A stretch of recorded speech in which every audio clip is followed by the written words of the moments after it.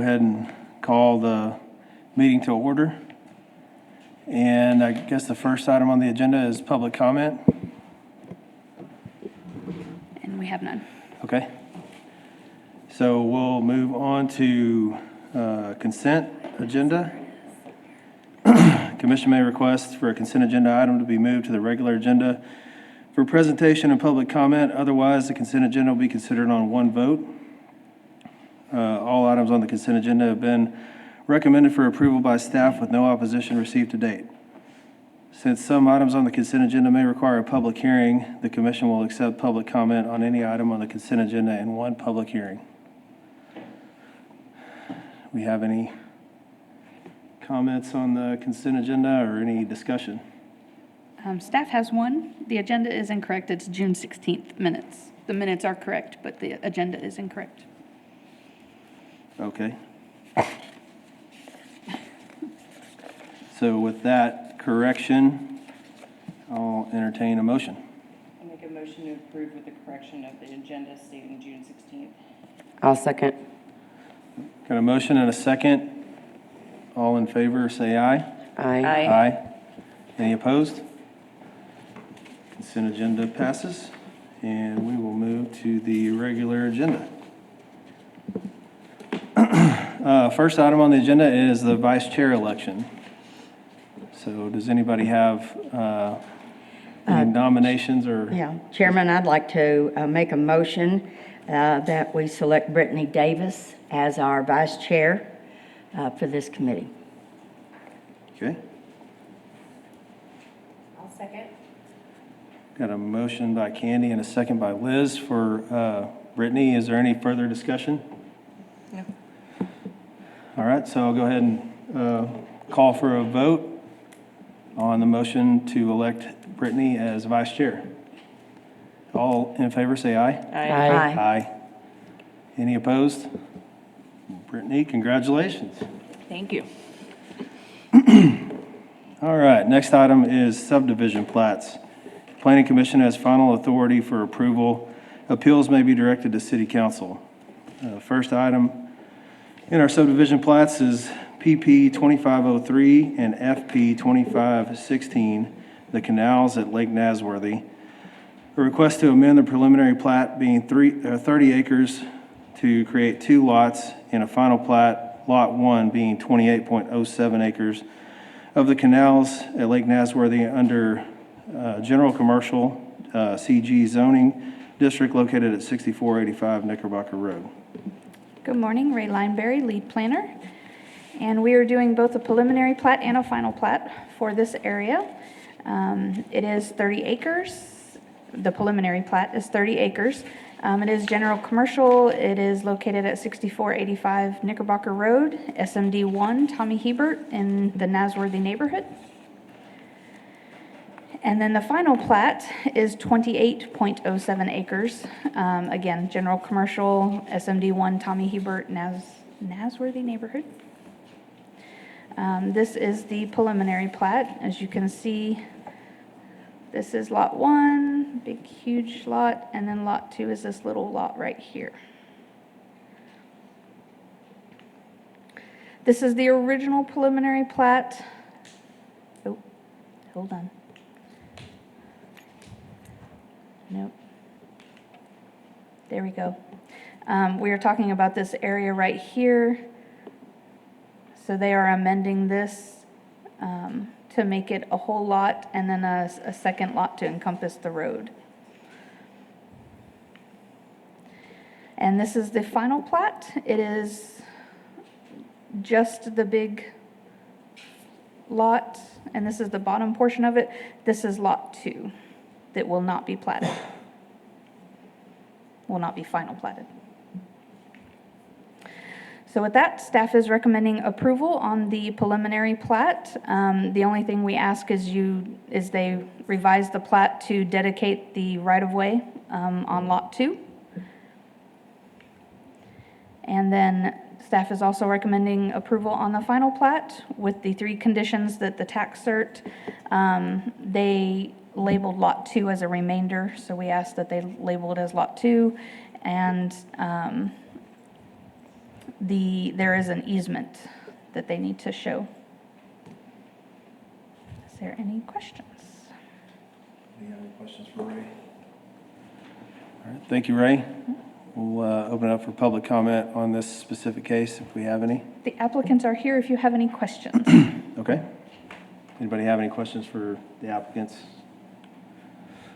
All right, so we'll close public comment and have discussion or a motion. I'll make a motion to approve as presented. I'll second. Or, Got a motion by Brittany and a second by Candy. Sorry, Linda. you're fine. Yes, we can do this all in one motion, correct? Okay.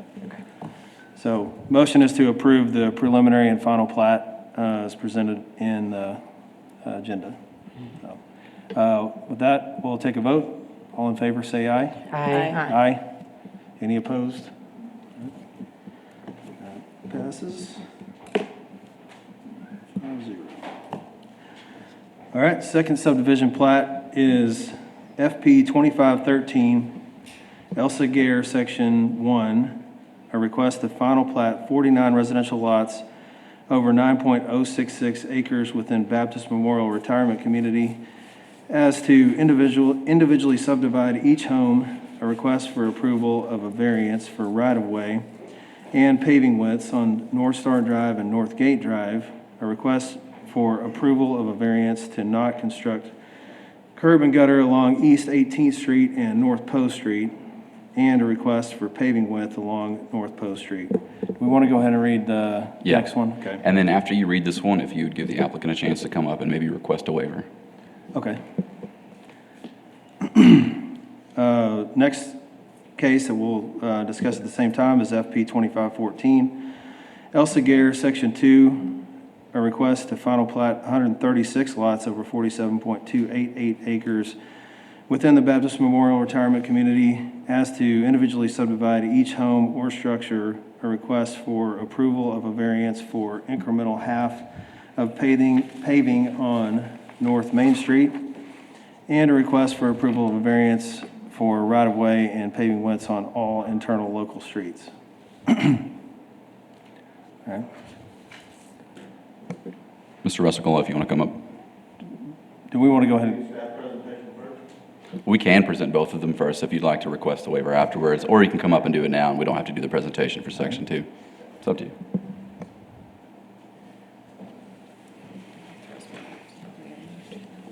Good morning, Russell with SKG. I'd like to ask for maybe an indefinite delay, postponement for Section 2, and then we'd like to hear and have a discussion on Section 1. And so maybe I'll kind of go sit back down, let staff do their presentation. If y'all approve the delay of postponement of Section 2, then maybe we can have a discussion about Section 1. Yeah, so I think the statute just allows a 30-day waiver, but I guess in between now and then, if you decide to withdraw it, you could do Okay, that. sure. Yeah. Then the 30 days, and if we have to, we'll withdraw or request it Okay. as needed. That's just Section 2 at this point. Yes, sir. Okay. Yes. Okay. Thank you. Chairman, I would recommend taking a motion on the waiver request, and then we can hear Section 1. Okay. We have a motion from anyone on the delay. Make a motion to delay 30 days on Section 2. I'll second. Okay. Got a motion and a second to delay Section 2. Any further discussion? I'll go ahead and call for a vote. All in favor, say aye. Aye. Aye. Any opposed? All right, so we'll do a 30-day waiver on Section 2 and discuss Section 1. Austin? Thank you. Austin Reed, Senior Planner. This was a pair of plats for the Baptist Memorial Retirement Community. It was split up into two. Section 2 just received a waiver. Section 1 is the smaller of the two. Final plat for 49 lots over 9 acres. Comes to you out of District Number 4, Patrick Keeley's district in the Paulland neighborhood. The zoning is a PD district, which was instated earlier this year, and then the vision plan here is neighborhood. Here's a look at the plat itself. It's kind of in a loop configuration serviced by Northgate and North Star Drive. These are currently private roads. They will be dedicated to the city as public local roads.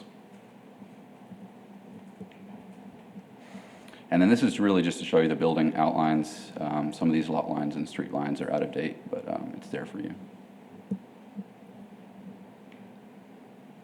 So there's a couple variance requests for this. North Star and Northgate Drive, which like I said, are both coming in as new local streets, are currently paved at around 30 feet wide with 40 feet of right-of-way dedicated.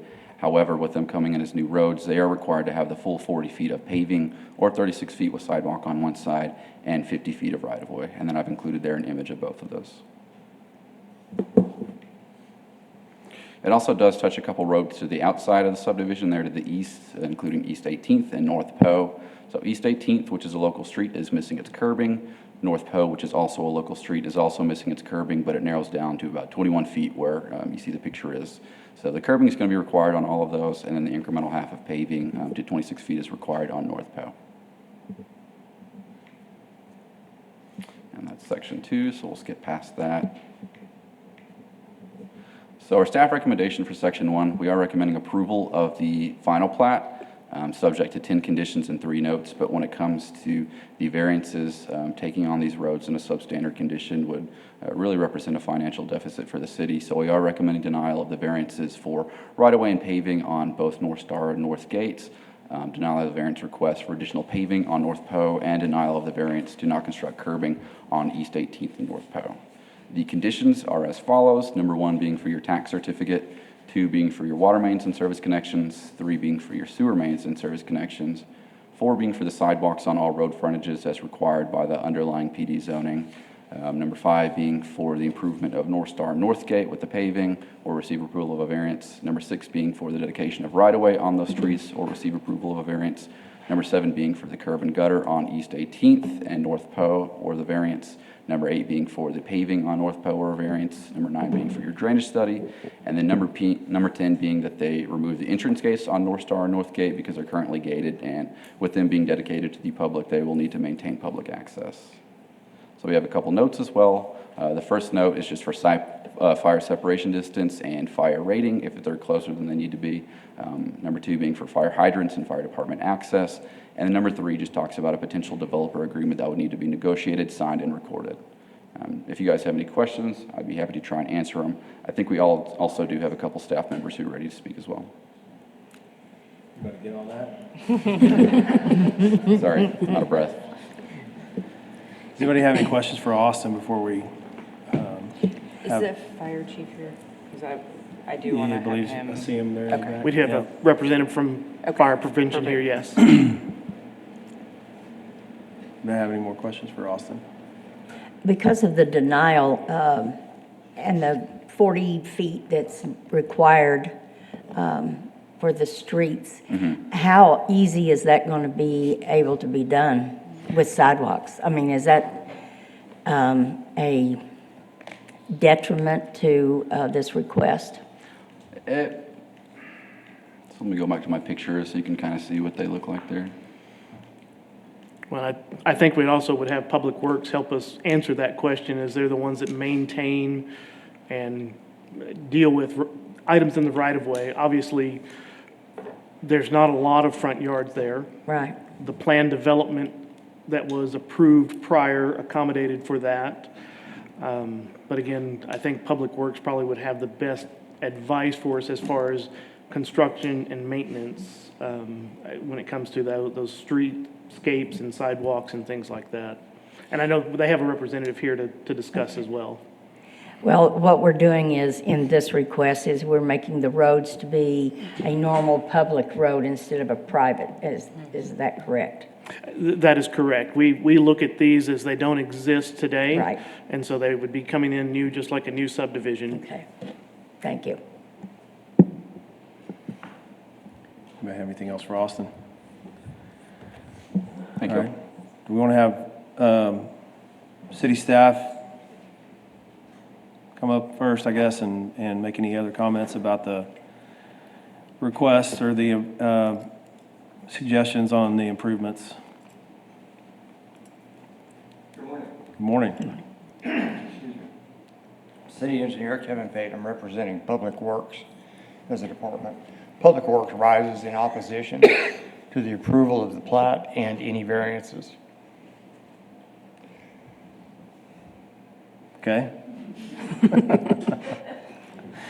Would you care to add any color to that? Sure. Notwithstanding desire to bring it up to current standards, we don't feel we should accept it at this time. Okay. Is that due to access or maintenance, or what's the biggest concern, I guess, on the city's Yes, behalf?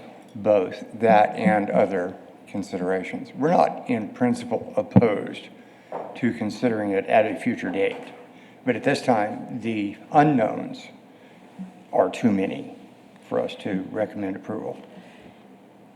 Has the company that's taken over the development and is attempting to change the direction of this, have they, other than sewer mains, fire hydrants, and those items, I mean, have they allowed you guys to do any more scope as to what the city cost is going to be down the road? Or, I mean, like, where are you guys in discussion with this, with them? We're currently in the process of assessing all the ramifications if we choose to accept this.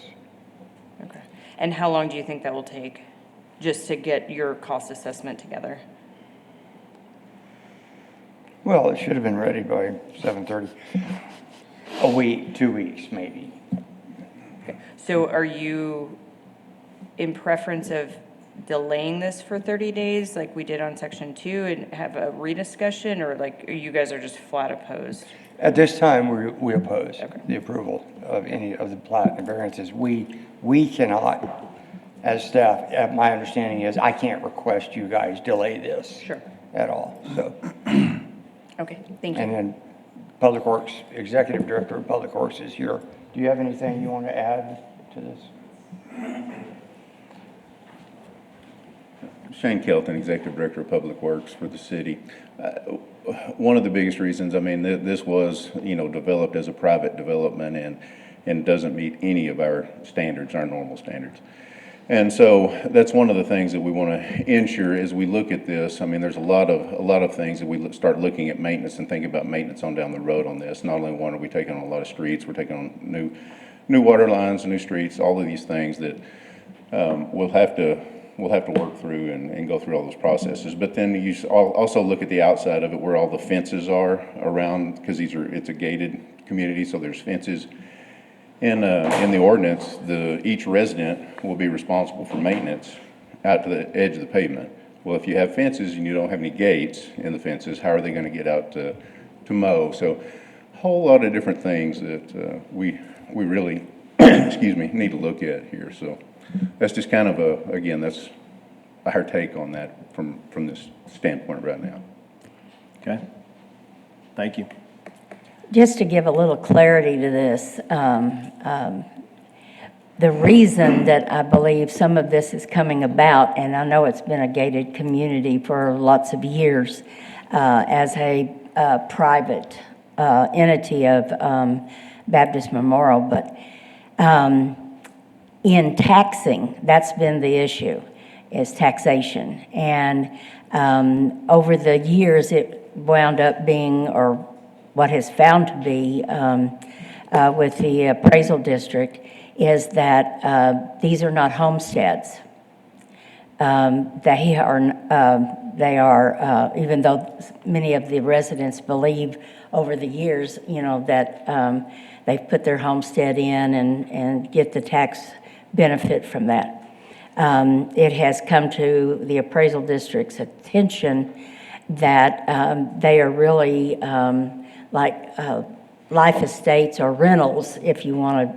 That's a real broad word, rental, and I've said that, not the appraisal district, but sitting on that board, this has been a real issue with how to make these changes to benefit those that live there and have bought or put their monies down for these properties.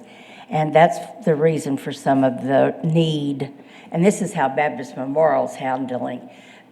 Village East is doing it another way, Rio Concho's doing it another way. This is just the way that Baptist Memorial is trying to rectify that situation as a tax problem.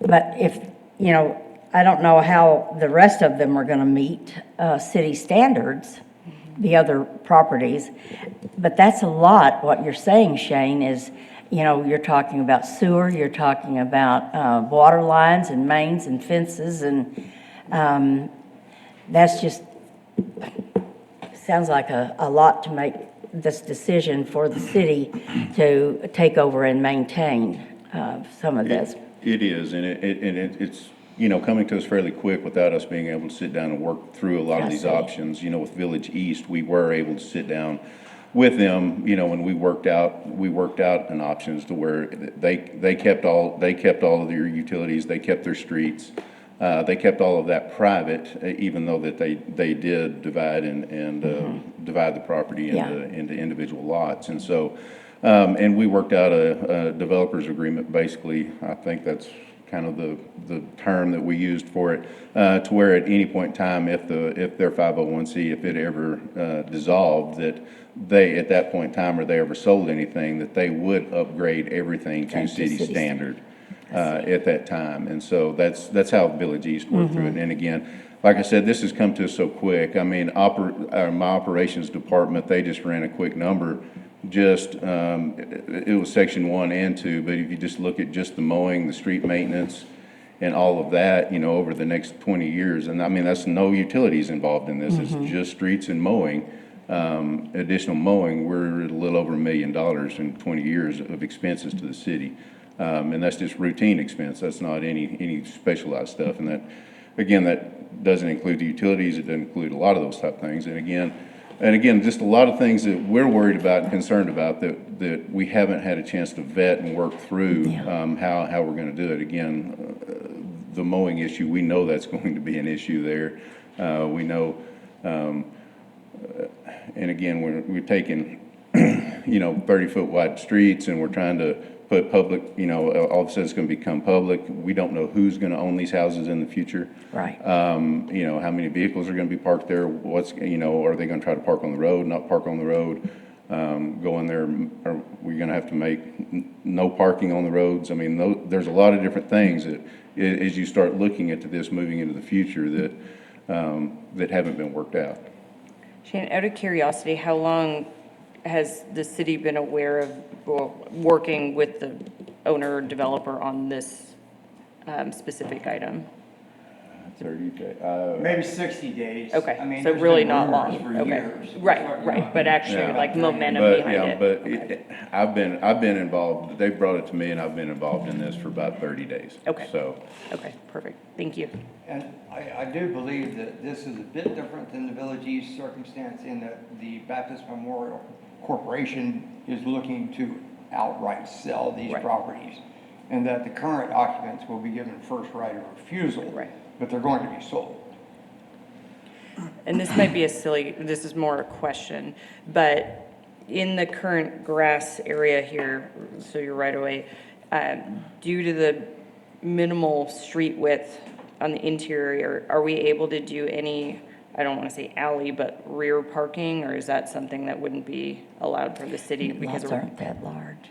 no, I mean, one, the width of this street, specifically this street, wouldn't that allow for that. Okay. Without significant widening, and then two, again, with the fence there. Sure, well, obviously, it's- it yeah. would be a fence modification, but yeah, okay. And two, I mean, we definitely have to make sure who owns the fence. Right. I've gotten into this before on Southwest, who owns the wall. When the wall needs maintenance, the homeowners don't want to do maintenance on the wall, so they ask the city to do it, or if something happens, you know, they ask us to come do it, and we didn't build the wall and we don't own it, but Sure. they don't own it either, so. Right. Completely understand, thank you. All right, thank you, guys. I think we'll open it up for public comment, if we hadn't already. And Luke, Just if I might clarify one thing too. Given staff's opposition to the dedication, approval of the plat doesn't necessarily mean that the city has to take over these streets as a publicly dedicated street. But if the plat otherwise meets the plating requirements, which I think is what we're saying it does, you can still approve it, but it's approved with those streets still being private streets. But until the city actually agrees to accept those, then I don't think you can enforce the city taking that over, given the opposition, but I think you can still approve the plat, so Okay. if that helps. That makes at all. sense to everybody? But- Well, it makes sense, but why would you do that? Is there a time frame though on Yeah. the plat? Like, let's say they don't do anything for 2 years, does the plat approval then become null and void? Or, Well, there is a timeline on how long the plat can be, I guess, outstanding. Sure. But as far as the dedication, I don't know. I mean, the way the statute reads as far as the city accepting a dedication, it's when municipal authorities make an actual appropriation of the dedicated parts by entry, use, or improvement. So to me, that's the city coming in, doing maintenance, allocating funding, things of that nature, not necessarily just signing off on the plat itself. all right, Russell, All right, yes.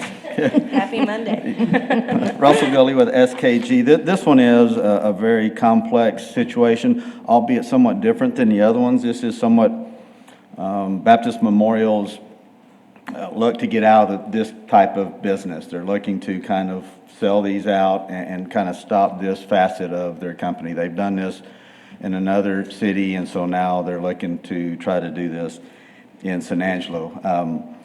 And this one section 1 seemed to be kind of the easiest one. Section 2 is really a mess from all different perspectives. So I guess if we start out and look at it, we did the zone change, and we have the underlying zoning of an RM1, which triggers the sidewalks. The actual use here is really more of a single-family type residential use. So the sidewalks, internal streets and some of these smaller side streets is because of that underlying zoning. So we'll request a waiver from, I guess, staff for that one. But if we look at this, there's existing water mains within Section 1 that are in dedicated easements and are maintained currently by the city. And so really, if you look at those, the city's going to have that responsibility to continue to maintain those in perpetuity, because they are in easements, they are on the city's infrastructure, so water and sewer mains are both present. The city will continue to be responsible to maintain those, so there's really not a change or an impact to the city for water and sewer mains. So we don't see that is really a significant impact to the city. And maybe I'll start kind of going through the conditions. Section 1 will satisfy that. Condition 2, there's already existing mains in place. Condition 3, there's existing mains in place. Number 4, we'll request a waiver for that. Number 5, staff just presented and you just approved a preliminary plat with a 40-foot right-of-way in it. So now we're against 40-foot right-of-ways? So you just approved one, a preliminary plat with a 40-foot right-of-way on it. To the east of this area, I guess you have 17th Street, 18th Street, Velma, Hughes, and Jones are all 40-foot wide rights-of-way. And so there's about a mile of existing roads to the east that are 40-foot right-of-way. So we didn't feel like that was really a stretch, asking for a 40-foot wide right-of-way. If we need to, we can dedicate easements adjacent to that for sidewalks if those have to come in to play and for whatever utilities there may be. We could do a 50-foot right-of-way. It would just kind of squeeze down, if you will, the room left. You know, this one is unique because there's existing homes there and driveways, and it functions. And so If you want and require 50 feet right-of-way, and we would ask for your approval of that variance request for the 40 feet. You just approved one, as I indicated, and there's a lot of 40-foot right-of-way in that area to the east. Then we would ask for your approval of the variance on the street width for the improvements. The city, and we realize this is coming in as a new subdivision, so you have to look at it as that condition, and we don't really have the benefit of this being existing right-of-way that's dedicated, and it's a funny nuance there with the existing homes, but we would ask, we're over the 26-foot minimum that is typically kind of the standard accepted for existing developed conditions. These are very short-length roads, if you will. They kind of come together at the ends and connect out. On one end, we have a 50-foot right-of-way. On the other end, where we could bump that out to be 50 feet wide, so that the segment that connects over to 14th Street, that one is a 50-foot right-of-way, and for that short little piece that connects out to Bradford, we could make that one 50 feet if needed. So it'd just be kind of those two internal little eye-shaped pieces, if you will, that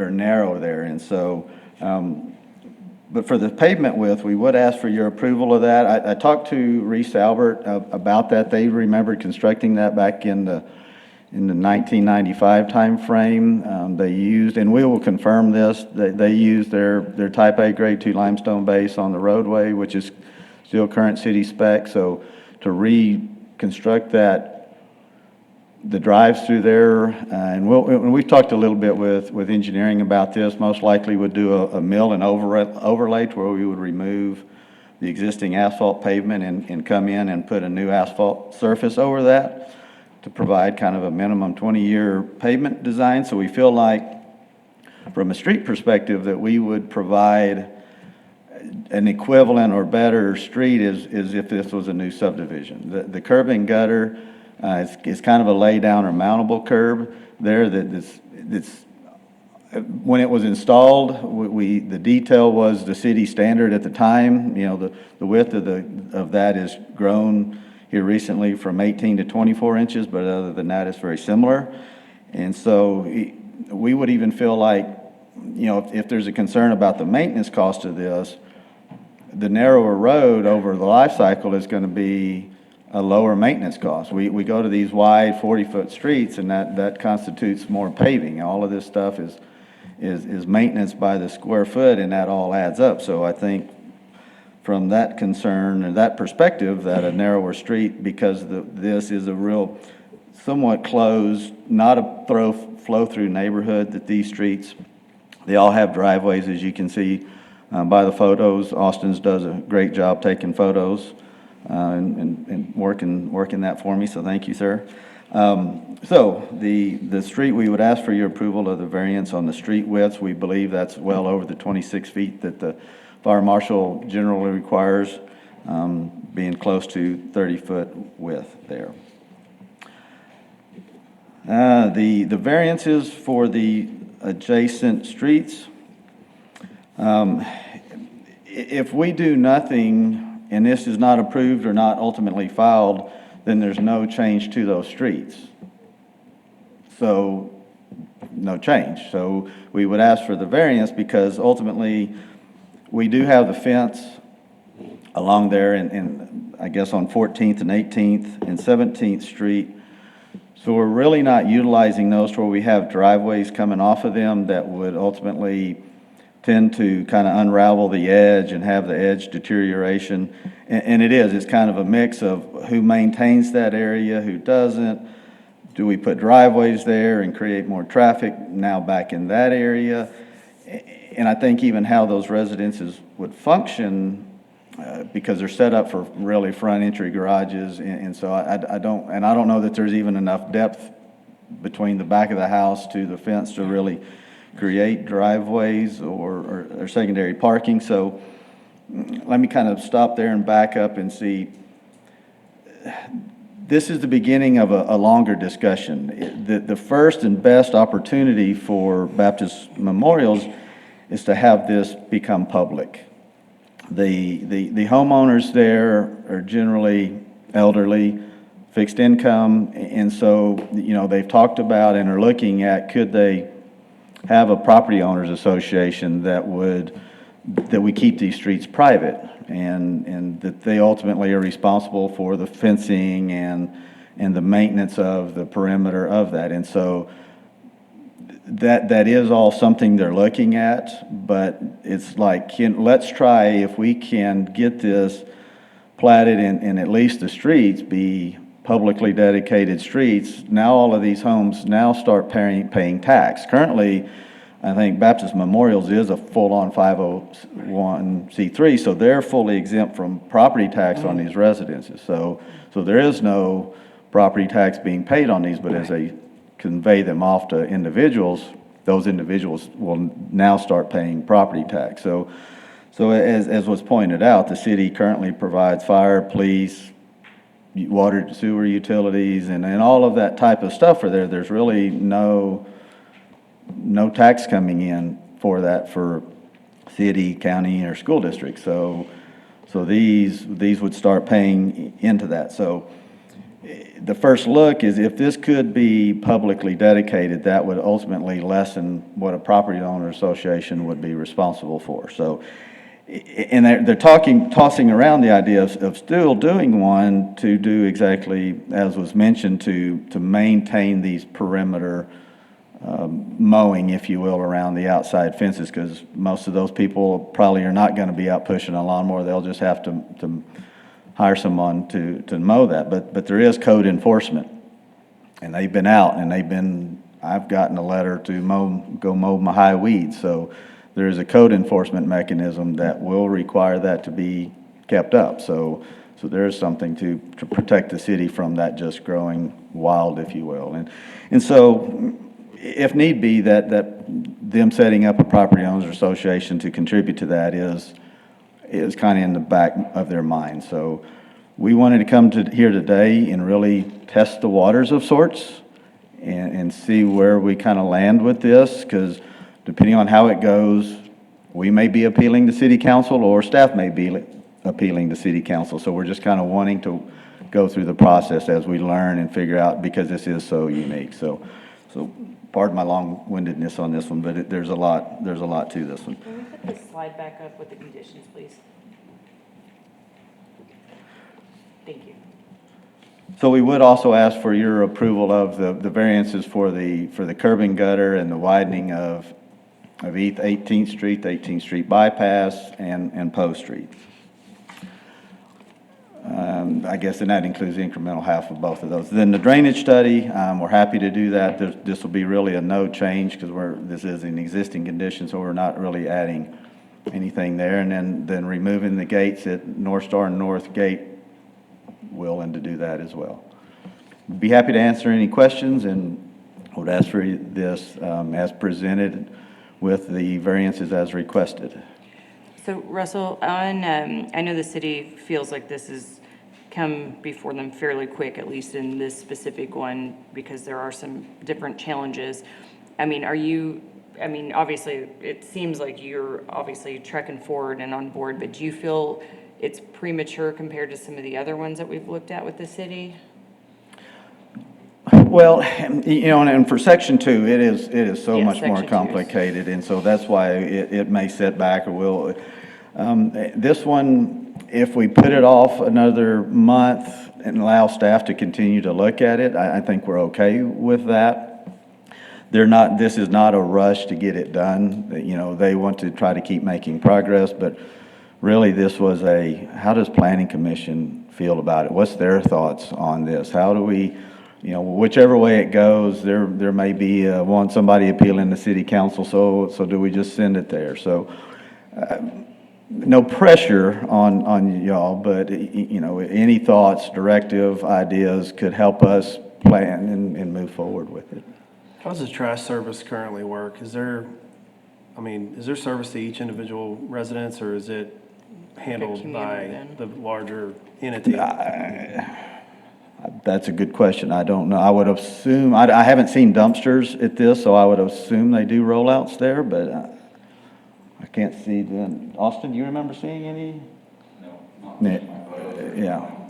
Unless they make them all roll them, maybe they make them all roll them inside and keep them in the garage, and so but I haven't seen a dumpster there either, so. Is it even viable with the existing structures as they are and fairly short distance between the street and the yard to widen the streets? Not really. If we widen the streets and they try to park in their driveways, you're gonna have the back end of their cars kind of hanging out a little bit. So, excuse me, we're really talking about 5 feet each side. We're 31 feet back to back, and so about 5 feet each side. And then the existing water and sewer mains that are there, that are being utilized, it's not like Village East, like each unit has an individual tap, or, I can't recall, I apologize. We believe, based on the drawings we've seen and the information, that they all are individually sewer service and meters. And if they're not, the Then we'll company's fix that. willing to Yes. correct that, okay. Okay, and then are the sewer mains, obviously, I know this is kind of a loaded question, do we believe the sewer mains are adequate for, like, if there are existing sewer mains, we're not having to require like a lift station or anything additional if we're putting more sewer mains in? For section 1, there's 8-inch water and sewer main, which is the city minimum, and so that's adequate for this location. Okay. When were most of these houses built? The plat was approved in 95, so I'm thinking 96 coming forward. I thought it was a lot older than that. Yeah, I did too. Section 2 is, but section 1 is relatively newer. Okay. Yeah, I think my biggest concern is the city taking on more liability than the addition of these individually platted homes adds to the rolls. You know, if you took on a huge public works project to have to bring everything up to code because it's so old and just worn out, then that's obviously something that we need to take into consideration. But if they're newer and adequate, then I think that alleviates a lot of my concerns about potentially taking on more of an expense than we're adding in additional tax revenue by bringing them onto the tax rolls. I would presume, since water and sewer mains are existing, if something happens to those, city's responsible for those. Well, that's But interesting too. I didn't that realize should that be they a were rev- already yeah, providing. right. That should be a revenue neutral thing, that I guess the cost of providing water and sewer service is fee-based. So, Yeah. This might be a question for you, Brandon, but is there, when Russell was talking about the establishment of a POA, I mean, is that a condition that you can, in an approval of a plat like this, you know, could, and I know you were talking to this earlier, but I'm just trying to wrap my head around it. I mean, can that be a condition as to the private residents maintaining certain aspects of this? Not that I know of. Okay. I mean, I think it would just, by law, be up to the residents if it is still a private road after the plat's approved. But I don't think we can make them create an association or anything to do that, as far as I know. and ultimately, maybe that's where it winds up. You know, in my perspective, it comes down to the road. You know, water and sewer is what it is for section 1. Section 2, different story. So if we can provide a road that meets the city's requirements, then, you know, we have, albeit older homes there, but we do have that tax base. So we would think that a narrower street, if we're talking want to save every penny we can, is all to the benefit of the city, but yet it's still, we feel it's a safe street. So thank you for hearing us out. You know, where that goes, we just want to lay it in front of you. If you want to make a motion with it, that would be great. If we need to postpone it, I don't know from our side what would change over a month. Maybe the city could be more comfortable with this from from a cost basis, but really, maybe we'll just throw ourselves at your mercy, and then we'll see if we go to, somebody needs to appeal to city council for some of these variances. Well, that was kind of, sorry, just one more question for you. You said not much is going to change if it's delayed. I mean, that was kind of what was in the back of my mind. What could be different to get the city more comfortable with the process and based on the discussions y'all have had? Maybe just some time for them to maybe run some numbers and see, okay, what is it, what could be that? Or maybe if there's something, I don't know if we could voluntarily agree to do or put on the plat some sort of, that a POA is required to maintain the surrounding segment behind the fence and the street for those that are kind of, because we all look internal, these lots look internal, and so to these side streets, we're not using them, which is kind of more to our basis for the variance request. So if there's something we can do, but there's code enforcement out there that is very active in making sure that the trees and grasses do not stay tall for long. Do we know, how far can that fence actually be? If they are sold to the public and somebody wants to move their fence back, are they able to without the sightline visibility or the right-of-way? Do you know? From what I can tell from the survey, that fence is right on the property right-of-way line, so it really couldn't move. Got it. And I did look up the plan development, so the rear yard in this plan development has a minimum of 10 feet. Now, some of those structures are further than that from the fence, but that's probably where the closest one is. And the front yard, we have a 15-foot setback, which I think is more than adequate with most of the structures. There may be a few, maybe not even in section 1, maybe in section 2 that are closer than that. But that's what we approved in the plan development, which allowed these size of lots.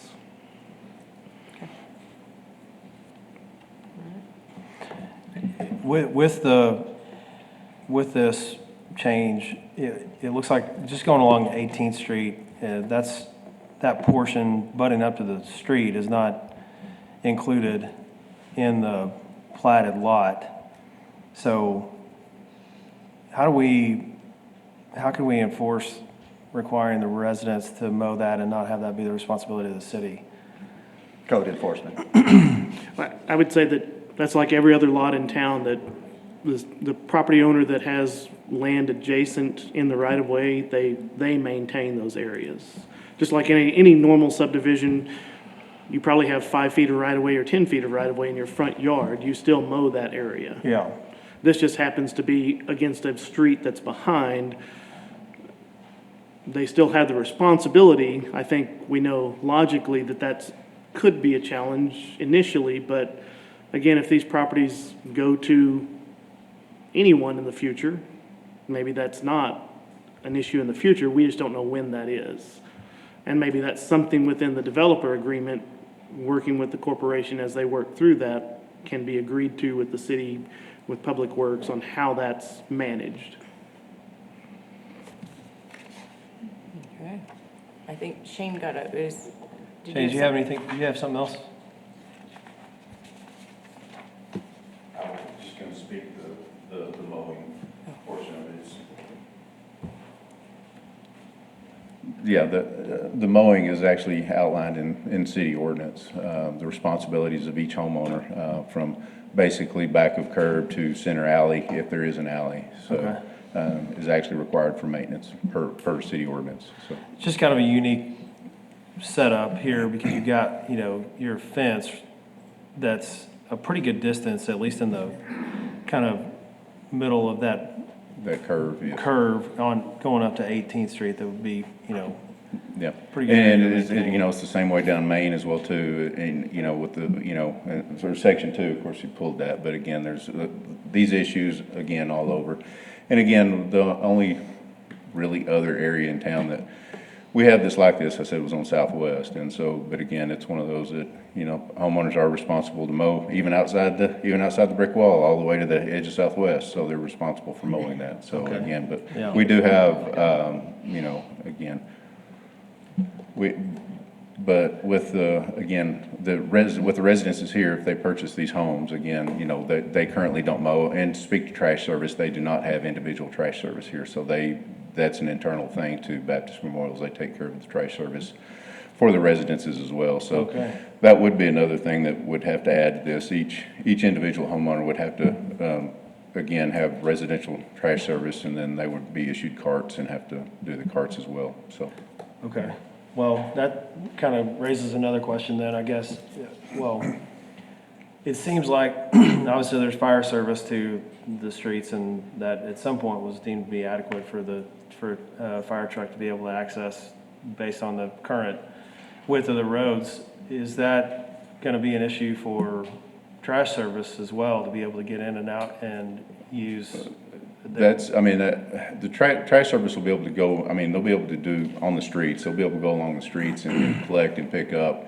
The biggest issue is that people are parked on the street. That's when it's gonna get pretty tight for a trash truck to start maneuvering in and out of the residential area there. So again, but again, it's still doable, from the trash service standpoint. But again, parking along the streets is what's gonna be an issue. It may be that,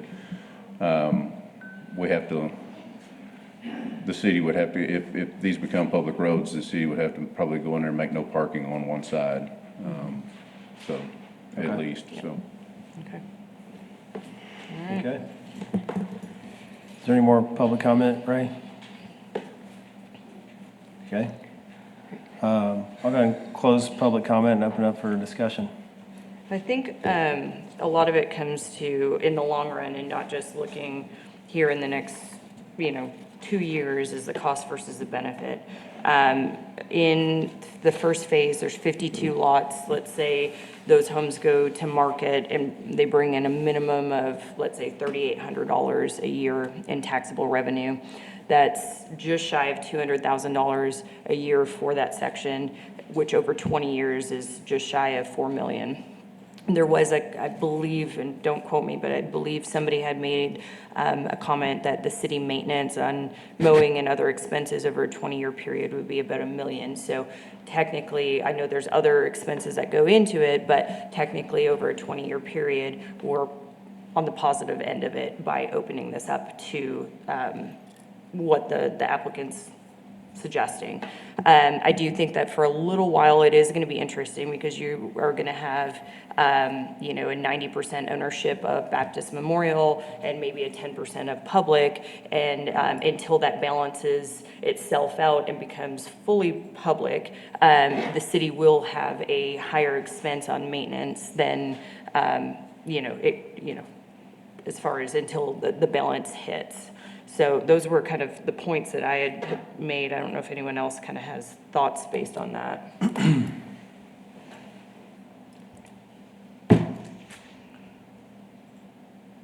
Crickets. Okay.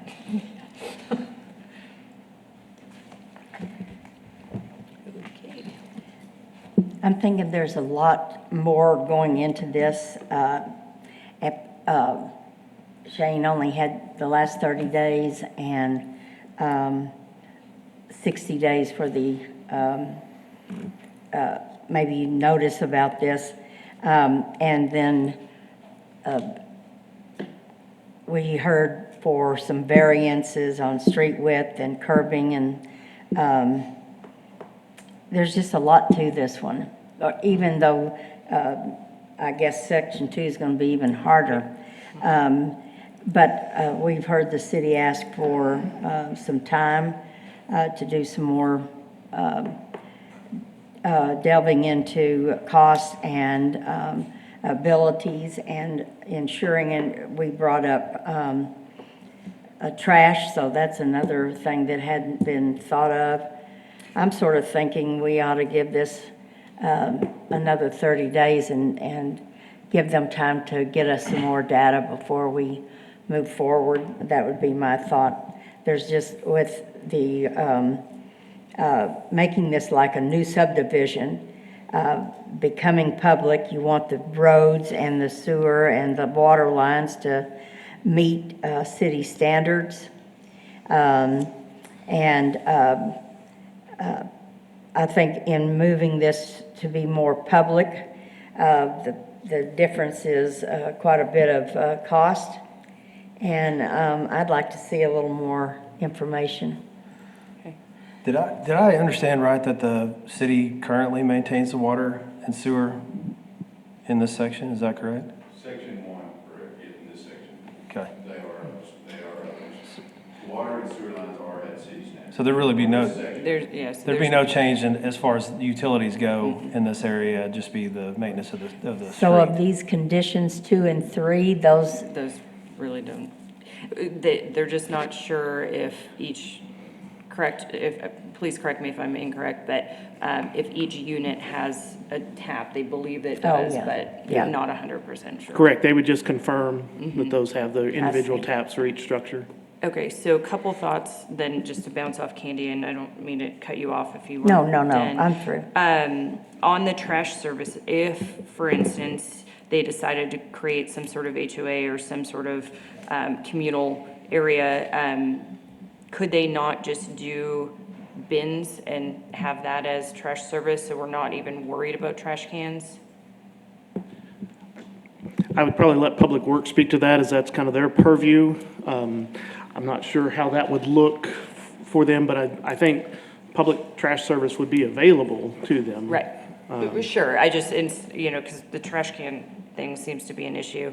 So if that is something that's of concern, I didn't know if it could be like a communal bin, potentially.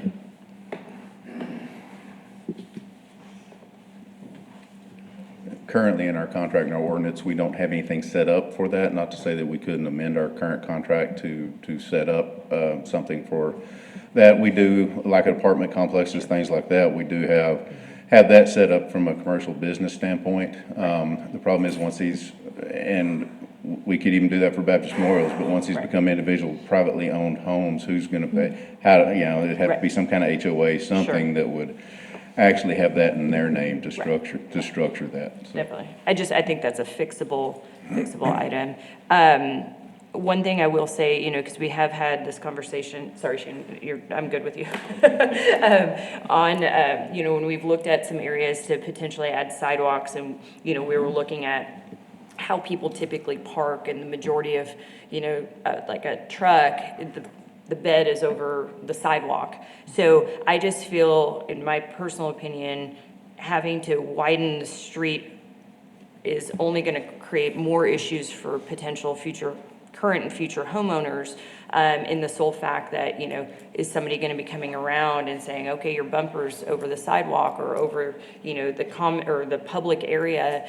And I think that's just putting more things on the city that's unnecessary if the road's functioning currently at the current width, and we have adequate entry and egress for fire and other services. I don't see widening the streets on a cost perspective making any sense in this, personally. Well, I think on the same note that, at the time that these were constructed, I believe they were built up to the requirements of the city. And what's interesting too is if you look to the east, that in the current public roadways on like East 17th, Velma, Hughes, those are all 40-foot right of way as well. I think to your point that widening them, while it would bring it up to the current city requirements, would actually cause a number of other problems too.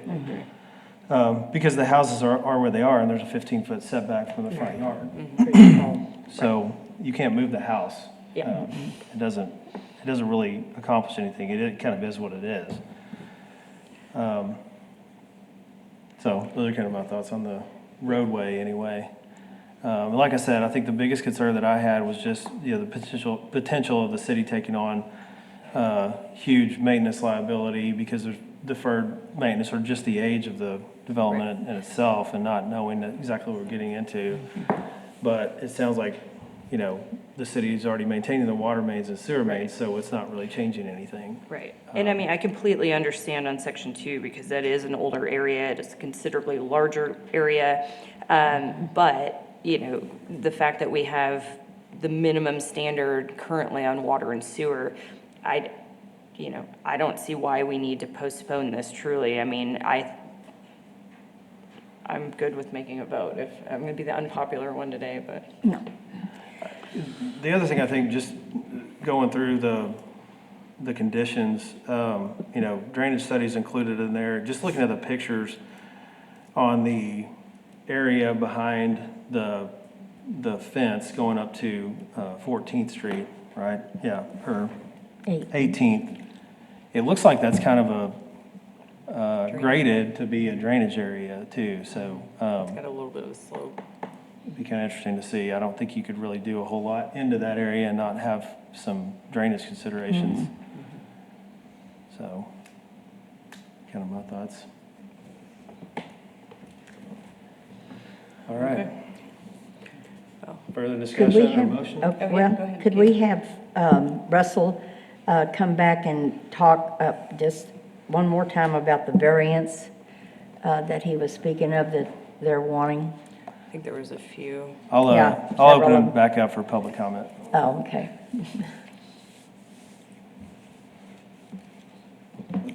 The drainage study, just thinking of that, I think that area was right on the fringe or maybe in part of some of the area that had very substantial flooding. And from what I'm understanding, that area did not really have any drainage flooding into any of the homes. So we somewhat had a real life drainage study test on that one. So the variance request really comes down to the right-of-way width, pavement widths, and then even the installation of curb and gutter along that segment of 18th bypass and Poe that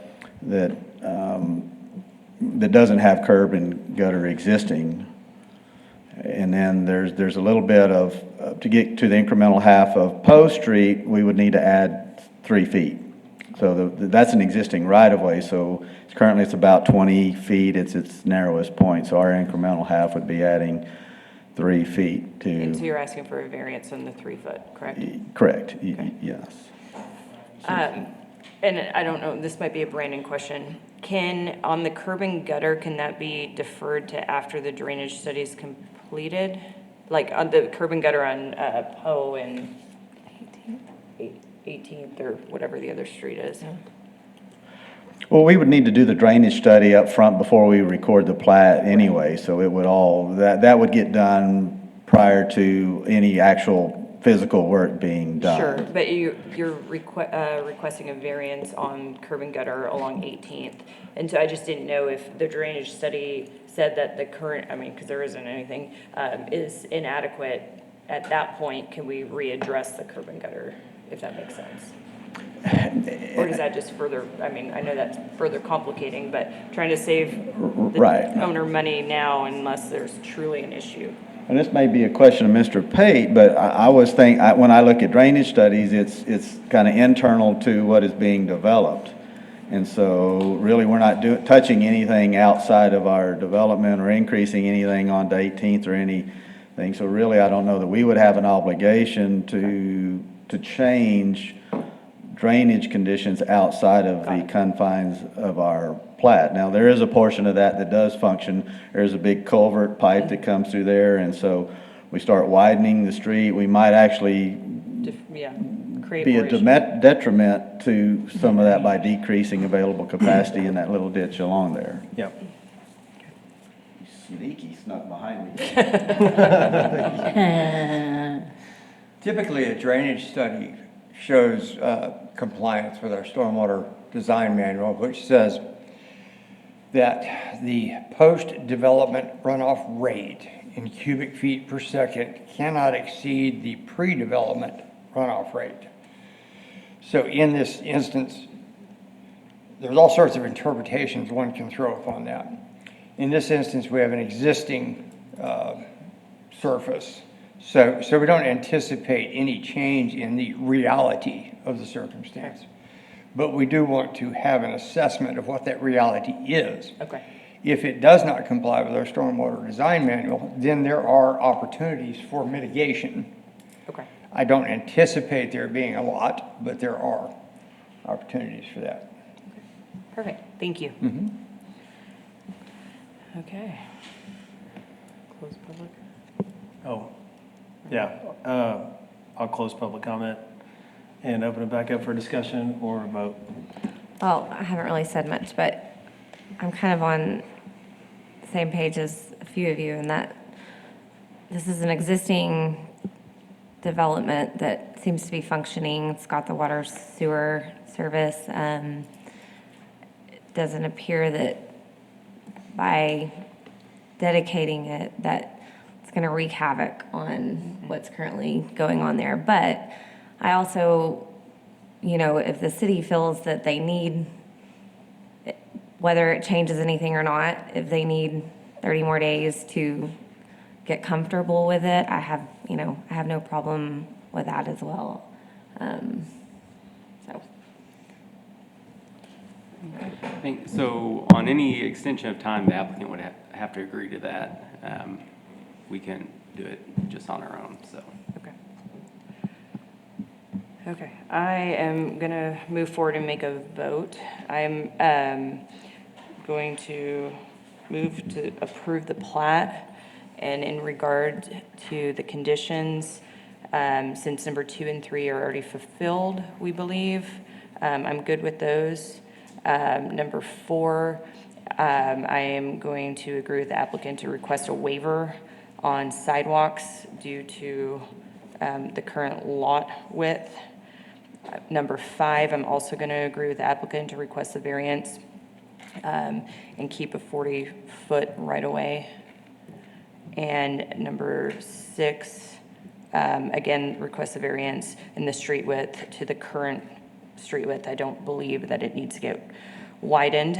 And then again, number 7, the variance on curb and gutter. I think that, and I'm probably using the wrong term, but the rollover, the flat curb that's currently there is functioning adequately on drainage and just in general with a thinner or a narrower street. I believe it will allow for easier parking. And then obviously the drainage study, et cetera. So I think I hit everything. Okay, so we have a motion to approve and grant waivers requested that are also cited under conditions 4, 5, 6, and 7. Do I have a second? I just want to clarify, I want to make sure that, did you mean to include number 8 or not? Yes, I'm sorry, I'm having just a hard wanna- time reading that. Yes, as far as the applicant did request a variance on the 3-foot as well on that. So, Okay, I thought you were leaning that way, I just wanted to yes, make sure thank that it you. was stated. Thank you, Aaron. So your motion would be to, and we haven't had a second. Sorry. So to recap my motion, because that was a lot, approve the plat with variances on items 4 through 8.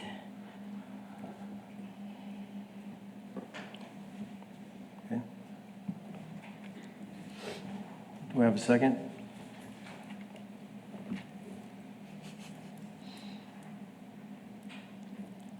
Or discussion?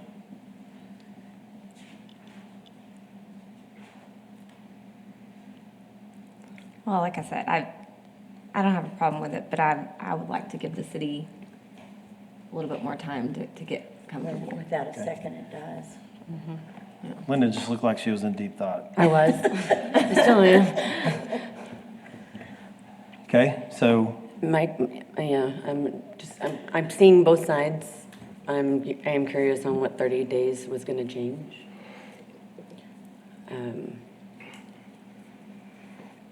I just feel like, and I understand where the city's coming from, like thinking, like wanting more time, but again, all of these are existing without any huge changes or implications on any of those items. So again, your entrance and exit are fully accessible. Widening the street doesn't really make sense. Again, phase 2 has all sorts of other issues that I completely understand that that's going to take the city a lot longer to wrap their heads around. But I just feel like this is pretty, for the most part, straightforward since it's functioning currently, in my opinion. And so the role of the planning commission under the state law and how our city council has designated you guys as the reviewer of plats, you really have three options. One to approve with conditions, which is the current motion, or three to deny. Again, as Brandon said, we don't really have the ability to extend this in any way. The state law says we cannot force the applicant to extend this Without a request from the applicant. without a request from the applicant. And so I would, again, if this motion fails, then you'll have to come up with a different motion to attempt to move forward. So we have, if we don't act as a planning commission, then the plat is approved by right. So we have to And then have I'm an going to action. second the motion so that we can take a vote. I like the variances to state because they work, or they're working right now without a lot of other issues. So if we're not able to just put this off for 30 days, then my second is because I agree with 4 through 8. Okay. So we have a motion to approve granting variances for conditions that are listed on 4 through 8, and a second. So I'll open it up for a vote now. All in favor, say aye. Aye. Aye. Any opposed? Okay, so motion passes and it is approved, subject to conditions 1, 2, 3, and 9 and 10. Right?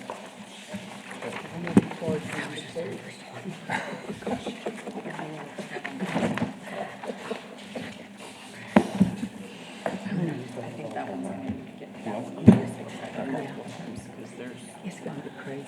All right, so I'm going to go ahead and move on to the next plat in our agenda. It is RP 25-15 Concho River Estates, a request for first replat of 1.533 acres in Tract 7, Concho River Estates located at 2991 Cristobal Road with variance requests for the block length, increasing road width, and installation of curb and gutter. Right? Good morning. It is still morning, I believe. Barely. Ray Lineberry, lead planner. And this is the Contra River Estates, Tract 7. So it was originally platted, use this pointer, as this line all the way over to this one as one lot. So they are breaking this lot out to its own. So it is a replat of 1.533 acres in a single-family residential RS1. It is located at 2991 Cristobal Road, SMD 3, Harry Thomas, the Glenmore neighborhood. And this is the plat. And so staff is recommending, they do have a variance request of, actually they have 3. So the variance requests, I did not do a picture.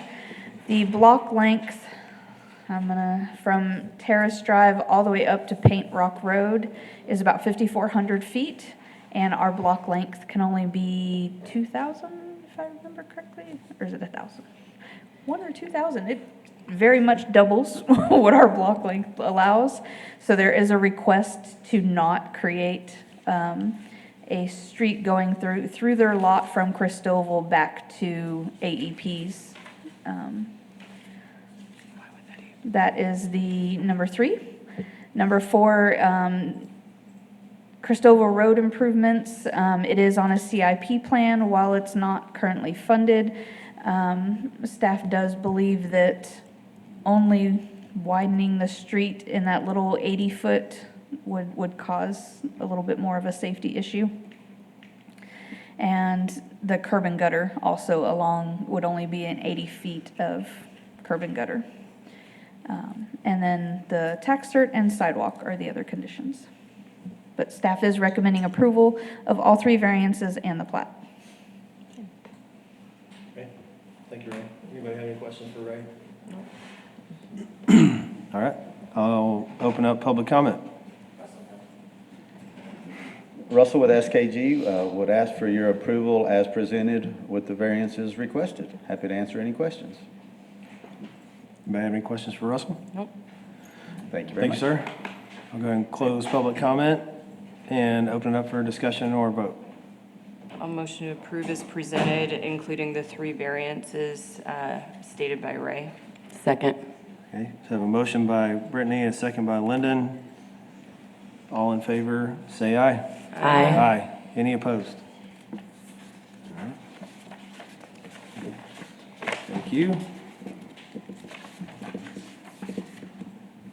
And now moving into right-of-way and alley abandonments. City Council has final authority for approval of abandonments. First case is ROW 25-02, 47th and Crockett. A request to abandon the alleyway north of the intersection of 47th and Crockett Street and abandon the dedicated portion of Bonham Street between 48th and 47th Street. Austin. Thank you. Austin Reed, Senior Planner. This one comes to you out of the Lakeview neighborhood. It is District Number 2, Joe Sells District. RS1 zoning for this area. Vision Plan has it as neighborhood, and as you said, we have a request for approval of the abandonment of an alleyway in portion of street. The alleyway being that skinnier portion, and then the street going where it extends north on that side to the west. So we were required to send out notice on this. We sent 24. As of today, we received 2 in favor from the adjacent property owners, did not receive any who were opposed. So on to our staff analysis. The total abandoned area measures about 0.6 acres or 26,350 square feet and includes that alleyway and a portion of Bonham Street. It's important to note that no portion of this abandonment has historically been improved or used for access. There are also no city utilities located within the area of the request. So overall, we don't think the abandonment would appear to affect traffic patterns, the environment, or surrounding owners right now. With that, we are recommending approval subject to 3 conditions of approval. These are pretty standard for abandonments. The first one being that payment shall be remitted for all the abandoned right-of-way. Second one is that they need to submit, obtain approval of, and officially record a plat absorbing the abandonment. As part of this plat, they will need to dedicate to the city a portion of property that currently goes over into East 47th to kind of clean it up. And then number 3 being for the quit claim deed afterwards. You guys have any questions? Anybody have any questions for Austin? Thank you, Austin. Thanks. Go ahead. Do we have any public comment? Okay, I'll go ahead and open up public comment. Erica, if there's any questions.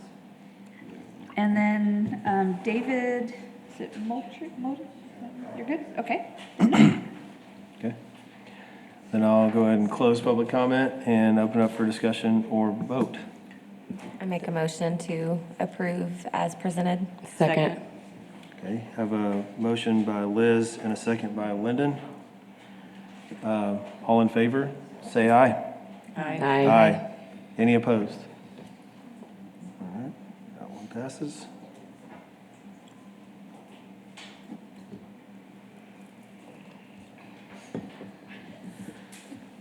All right, next right-of-way, an alleyway abandonment case is ROW 2503, 528 Beck Street.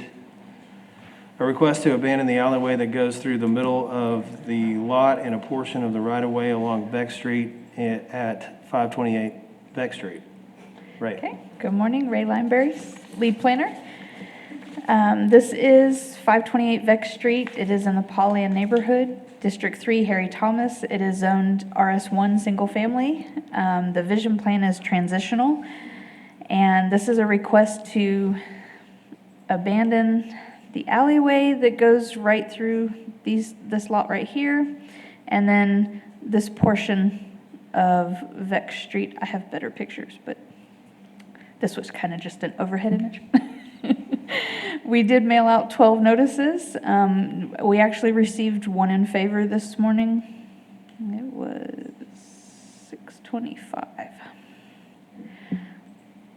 And 0 opposed. So looking at it, we have, it's about 1,333 square feet of alleyway that goes between the lots, and then it's about 1,397 square feet there in the front of Veck Street.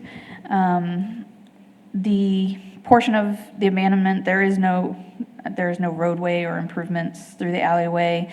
In fact, I'm going to go back one picture. I don't know if you can see, but his fence is actually right here already. So this has already been functioning as part of his yard.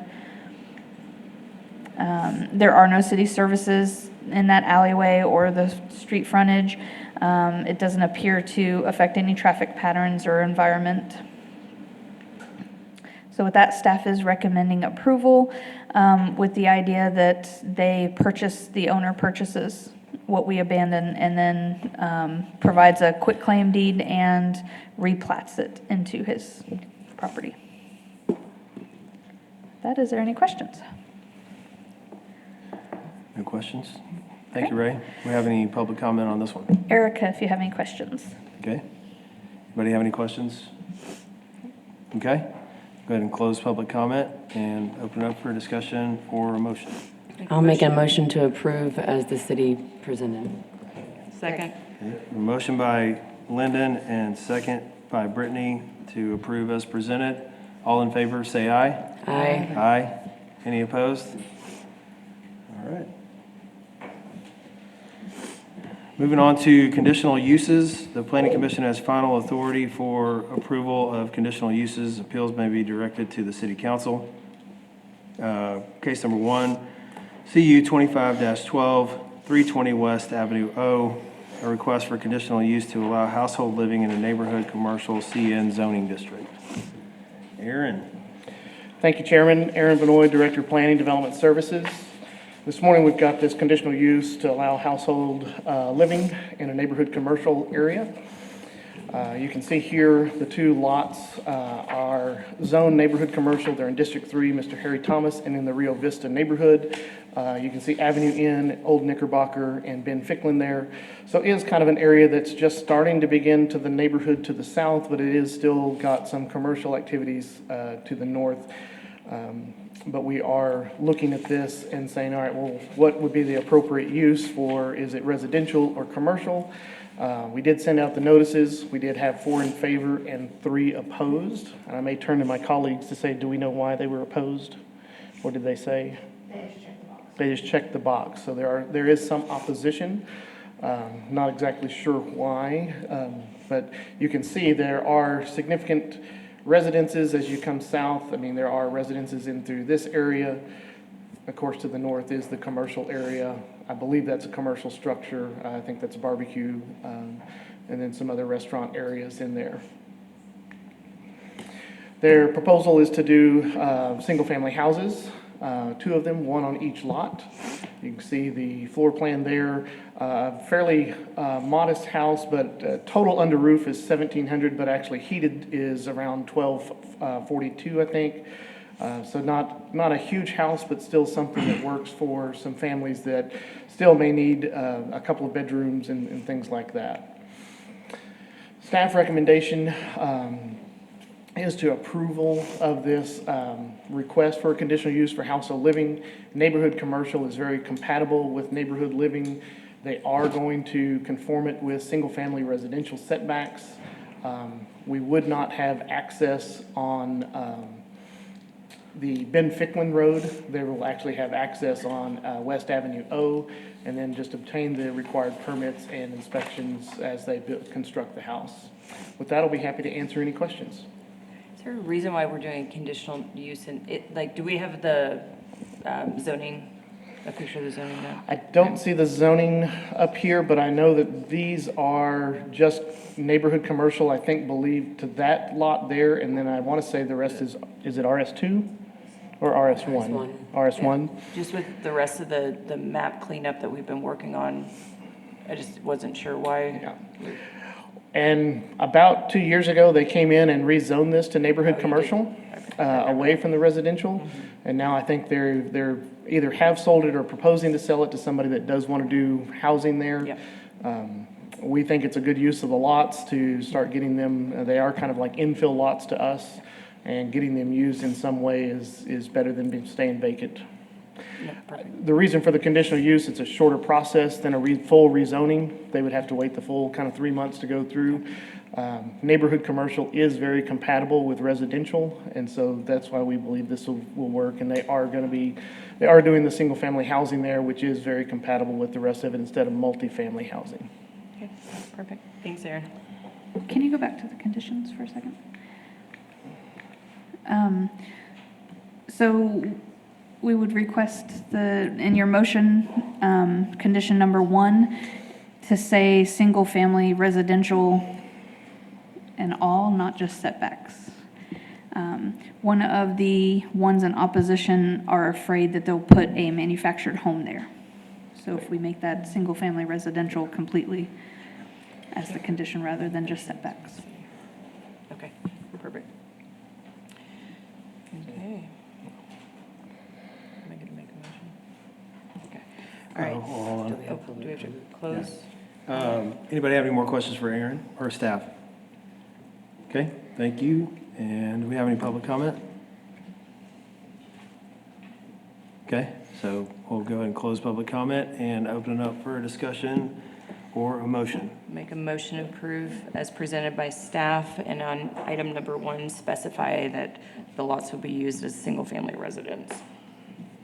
Second. Okay, so I have a motion and a second to approve as presented with clarification that it'd be subject to the requirements of 1.4 SFR. I'll go ahead and take a vote. All in favor, say aye. Aye. Aye. Any opposed? Motion passes. Next conditional use case is CU, we on 13? Yes, CU 2513, 218 West 27th Street. Request for conditional use to allow household living in a general commercial, heavy commercial CGCH zoning district. Aaron. Thank you, Chairman. Again, this is going to be a conditional use to allow residential or household living in a commercial zone. This actually is, I would say, a renewal, but it's really not a renewal. They did receive a conditional use for this in the past. It expired. They were not able to move forward at the time as they had a utility, some infrastructure to take care of first. Now they've come back for these 3 lots there on 27th. It is zoned currently general commercial, heavy commercial, as you can see some of the properties to the north of there. But you also see some residential in that area as well. This is kind of a mixed-use development area. This is District 4, Mr. Patrick Keeley in the Reagan neighborhood. So we did send out 30 notices, did receive lots in favor. I know this has been looked at as residential in the past, and we believe that's the reason why they're ready for something to move forward there. Anytime you add more residences, it can be a positive for that little portion of the neighborhood. Some of the site plan that they're doing, you can see the small house that they're going to put on each one of the lots, where they have the sewer easement.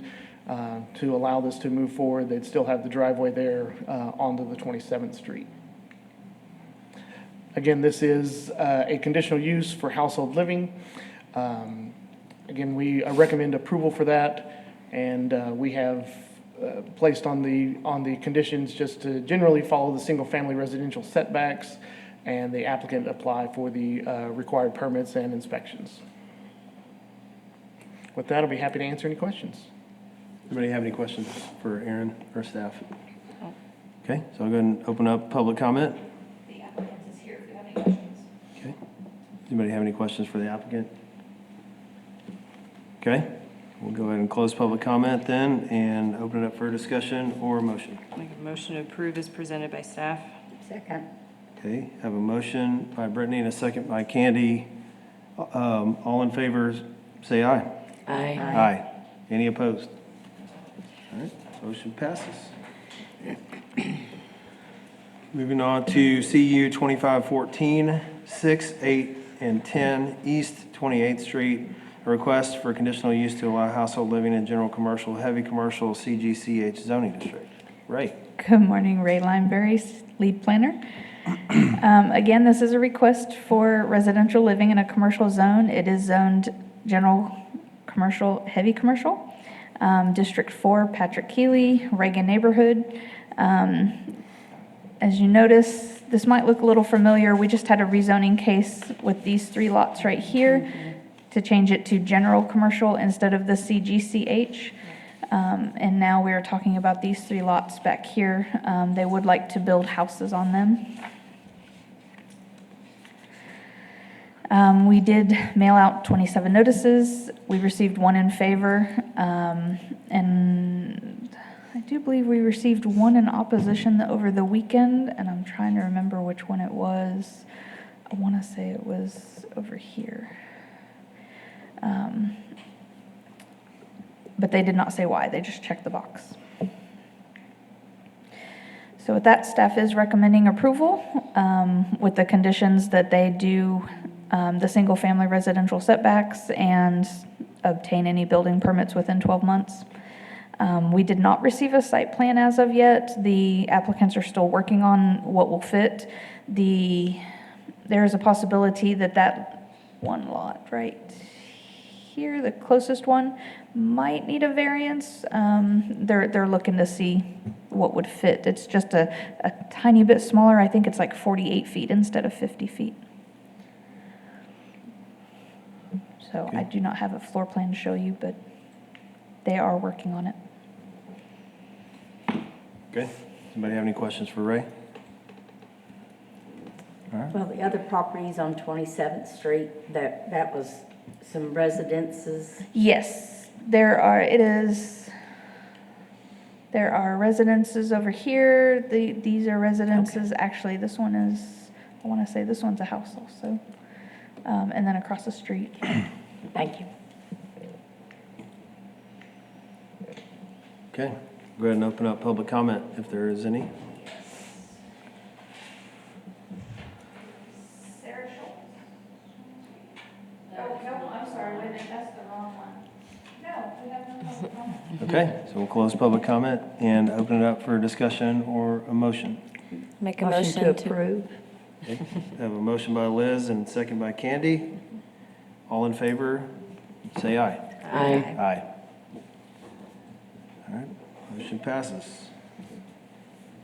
Next case is CU 2515, 2321 Armstrong Street. A request for approval of a conditional use permit to allow a church to construct a new building for youth services in an area adjacent to their main building located at 2321 Armstrong Street. Austin. Thank you. Austin Reed, Senior Planner. This one comes to you out of the Reagan neighborhood. It is District Number 4, Patrick Healy's district. The vision plan for this is Neighborhood Center. It is about 0.16 acres, and as you mentioned, we have a request for conditional use for a church youth building. I will specify the area of the conditional use is just this red box. Some of the maps on the next couple pages are going to show a bigger red box. That's because it's technically one property right now. So we sent out 15 notices, did not receive any support. We received 1 who was opposed, and I don't think they listed any reasoning. And then here's a look at the zoning map. As you can see, it's pretty much just all RS1. So on to our staff analysis. This entire block face is actually owned by the church, and it more or less functions as part of the church right now.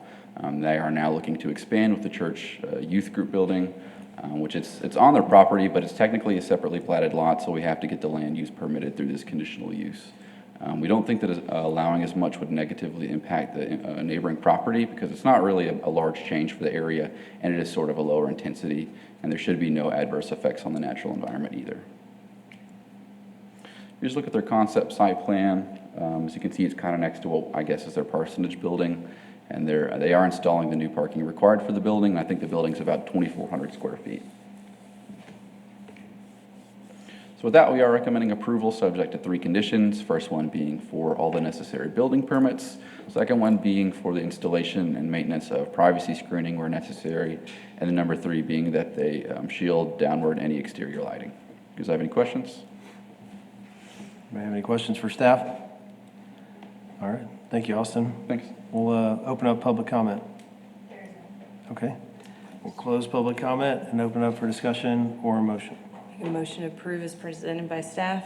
Second. Okay, have a motion by Brittany and second by Lyndon. All in favor, say aye. Aye. Aye. Any opposed? All right, motion passes. And we'll move to Before we move that, can I just ask city staff a question? Am I allowed to do that, Brandon? Okay, we've seen a lot of conditional use cases today that we're doing household living in, I mean, I understand commercial neighborhood, but in some of these heavier zoning districts.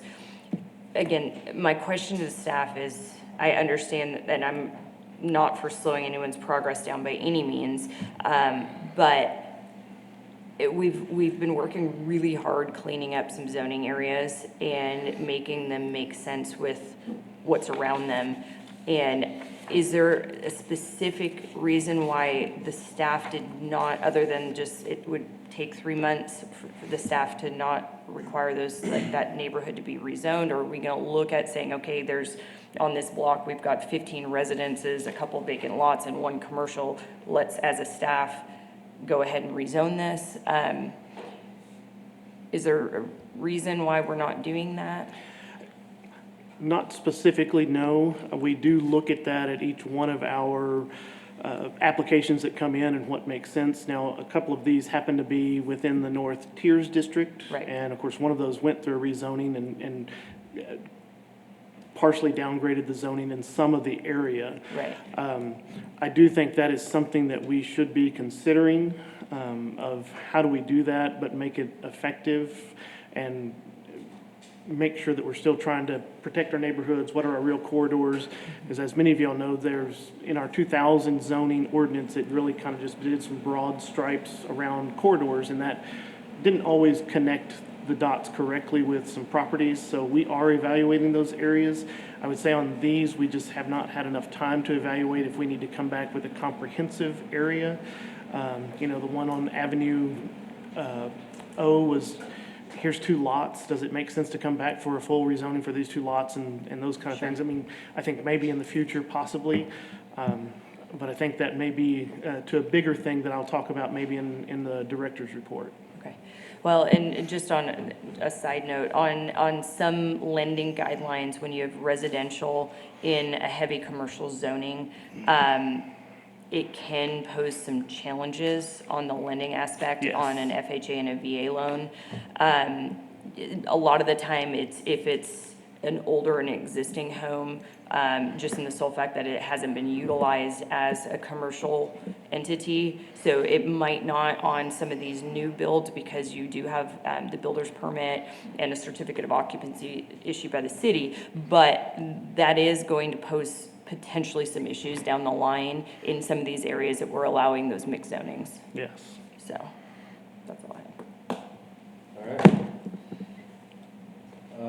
Moving on to rezoning and comprehensive plan amendments, City Council has final authority for approval of rezonings and amendments to the comprehensive plan. First case is Z2520, Jackson and Van Buren. A request for approval of a zone change from RS1, single-family residential, to RM1, low-rise multifamily residential for the property located at 611 North Jackson and 610 North Van Buren. Ray? Good morning, Ray Lineberry, lead planner. And for the final case, we have a rezoning. It is 610 North Van Buren and 611 North Jackson. It is .109 acres and .075 acres. The request is to rezone from RS1 to RM1. RM1 would allow a 0 lot line single-family home without a variance request. As you can see, the lots are a little bit smaller and or at an angle. So it would allow a single-family home to go there without any variance requests. District 4, Patrick Keeley in the central neighborhood.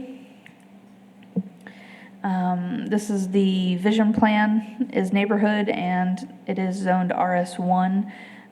So changing it to RM1, it'll be right along the frontage road. This is the layout for Van Buren, the home that they have planned. As you notice, like I said, 0 lot line right along the property there. The driveway will be off of the alley, and then it will front Van Buren. And then Jackson, again, the driveway will be off of the alleyway. It'll front Jackson, and it'll be a 0 lot line home on the lot line closest to the frontage road. We mailed out 16 notices. We did receive one in opposition. They did not want an RM1. They mentioned they wanted a neighborhood, not rental properties. So it will allow for the development of currently vacant lots. Those have been vacant for quite a while. The TxDOT kind of made them a weird shape, weird angle, when they used some of the right-of-way for the frontage road.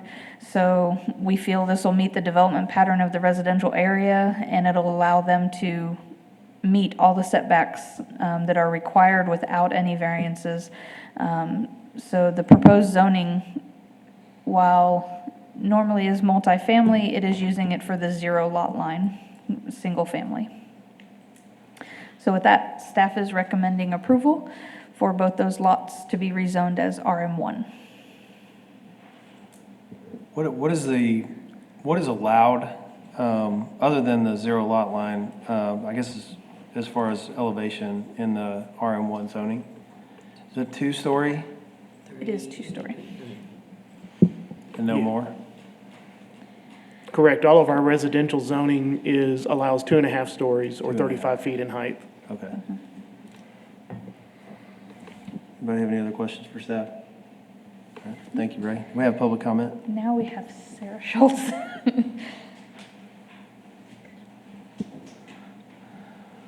Sounds like it's going to get approved whether I like it or not, but I'll go ahead and. Sarah Schultz, I'm a resident on 624 North Jackson. The questions that I have, especially with the 0 lot line, is there going to be a wall along there, or is the house just going to sit up next to the curb? So there still is a standard setback, even though it's a 0 lot line, it just allows the builder, in this case, to move the home a little more forward on the lot. So, Okay. and then it's gonna be on the side, so if we're looking at Shiloh, the exterior of the residence is going to be on that property line. Is there a 5-foot minimum setback on the side still? With the 0 lot line, they can be right on the property line.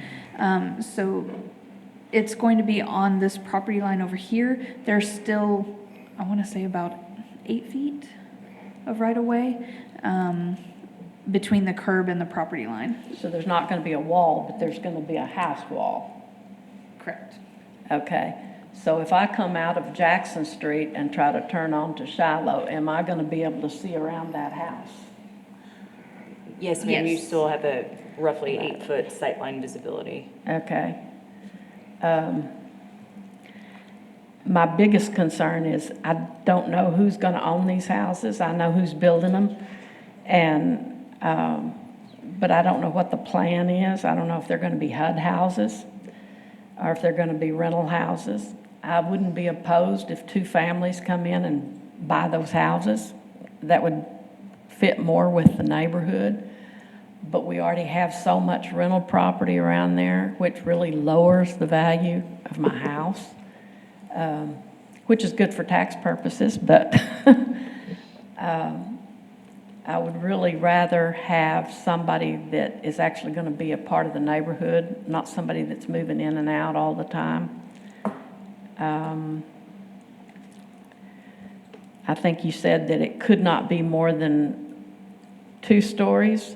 2.5. But these are planned to be just a single story, I assume? Yes. Okay. Ray, are you sure? Because of how narrow that lot is. Are you sure it's not bedrooms on the secondary? I mean, that's not something we can control as part of the zoning Right, anyways. right. We can't hold them to anything Yeah, I just today. didn't know if he submitted plans with it. Well, I got a copy of the plans, but I can't tell if it's 2-story or not. I'm going to say, I believe, could be wrong, but that's pretty narrow. That is narrow. I would imagine that's probably 2-story as well. Okay. But he also has 1,200 square foot over off Garfield too, so I mean, very well could be a 2-2, so. Is Not here, the- there, nor there, but Will the alleyway be improved in any way for those driveways? I mean, the alley's not very large. That would be something that our Public Works would advise once they apply for their building permits. Usually, I'm not gonna speak for them, but usually they would require improvement of the alleyway. And I know the developer is aware of that. So Okay. I believe that's their plan, but I'm not 100% sure, but that's usually something when the permit comes across, they would be required. It's nothing to do with the zoning. We could not condition the zoning on anything. Okay. And so any of these development questions, staff are happy to answer after this if there's further development questions. Okay, are they gonna be able to go out either end of the alley? Are they I gonna would be say able- just like today, it would function, an alley would function the same way as it is today. Okay, but there's no traffic in it right now.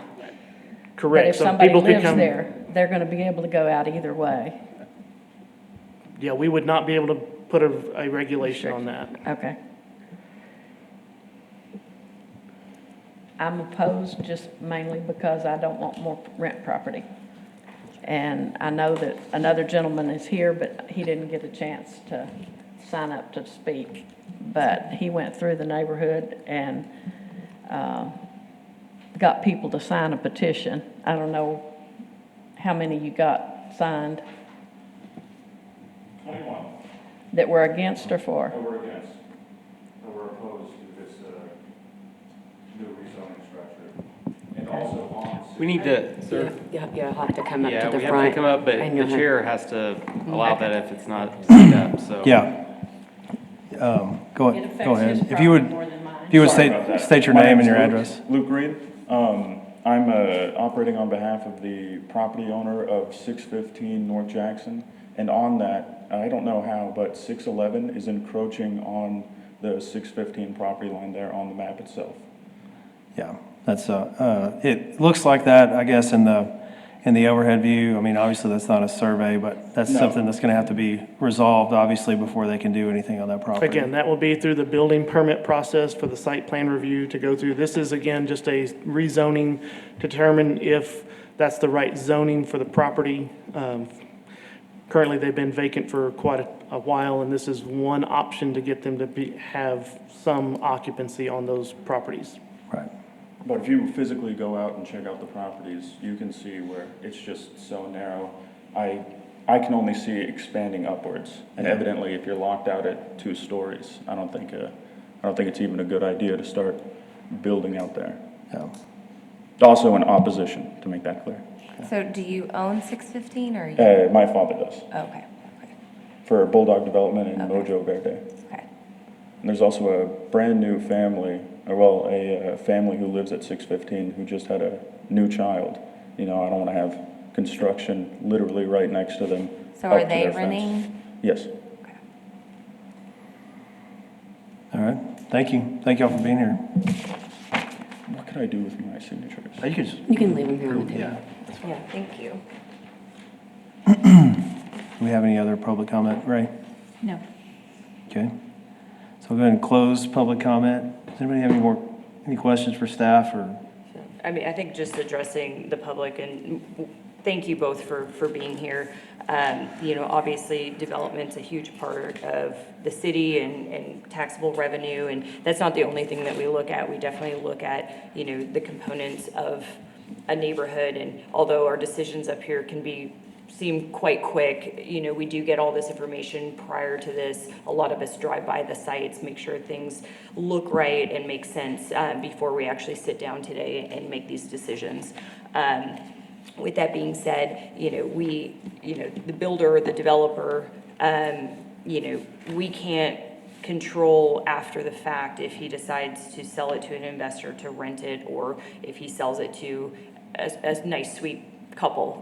You know, that unfortunately is out of our control. We can only look at the here and now on the lot and what the intended purpose is, and does that make sense within the neighborhood. And, you know, in general, when bringing in new construction into an existing neighborhood tends to increase property value across the board, because once there's new structures, a lot of the time it will have, other people will take more pride in their lawn or paint their exterior, and it really does help in general improve a neighborhood. So with that being said, I am going to vote on this and vote in favor of the staff. Okay, I have a motion to approve as presented. Is there any discussion or a second? I second.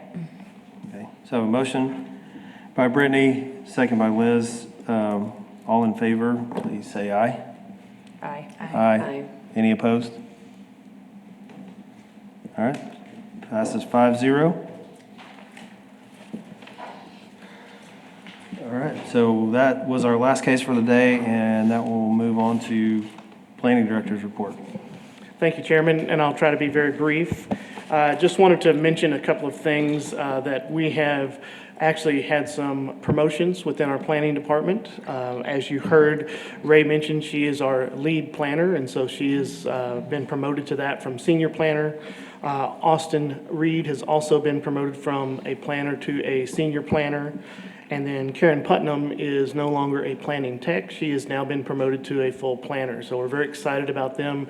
And of course, we still have Arden, who's 8 weeks, 9 weeks, something like that. So we're very excited that Arden's with us as a planning tech. We also will be having a planning intern this fall that will help us with some of these things that Ms. Davis was talking about how can we get some things cleaned up and really evaluating some of our mapping and some things like that. The last thing I want to mention is that it does appear the City Council is moving forward with funding for a comprehensive plan update, which is very needed. As y'all know, our comprehensive plan is from 2003, has had some minor updates, but I think that's going to give this Planning Commission as well as our community the opportunity to say, what do we want to be in 2050? Where do we want our community to grow and how? What type of housing do we need? What type of transportation systems do we need? Do we need all the roadways classified the way they are today, or do we need to change some of those classifications? How is our land development and subdivision ordinance working? Is it working the way that developers need it to keep affordability? Is it still maintaining what the city needs to do for services, for infrastructure? Those types of things. So we're very excited about that. It'll take us about 18 months to get through that process. We will have multiple town halls in multiple neighborhoods throughout the city.